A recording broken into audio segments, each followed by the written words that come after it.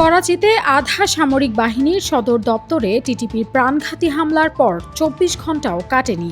এরই মধ্যে আফগান সীমান্তে গর্জে উঠল পাকিস্তানের যুদ্ধবিমান। ইসলামাবাদের দাবি তাদের নিখুঁত নিশানা ২৯ জন সন্ত্রাসীকে খতম করেছে, কিন্তু কাবুলের দাবি পুরো উল্টো।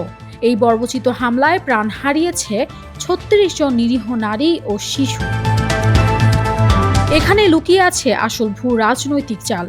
পাকিস্তান যার বিরুদ্ধে লড়ছে সেই তেহরিকে তালেবান পাকিস্তান এবং আফগানিস্তানের শাসক তালেবান কিন্তু এক নয়, তবে তারা আদর্শিক দিক থেকে ভাই ভাই।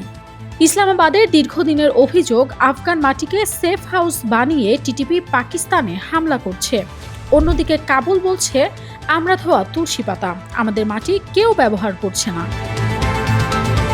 সমালোচকদের মতে এই বিমান হামলা আসলে পাকিস্তানের অভ্যন্তরীণ ব্যর্থতা ঢাকার এবং নিজেদের সামরিক শক্তি প্রদর্শনের একটা মরিয়া চেষ্টা, কিন্তু এর ফল হতে পারে ভয়াবহ। দুই প্রতিবেশীর এই সীমান্ত সংঘাত পুরো অঞ্চলের স্থিতিশীলতাকে ঝুঁকির মুখে ফেলে দিচ্ছে।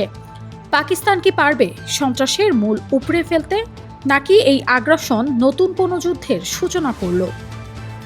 Nafisa Tasnim Ridhika, news trail.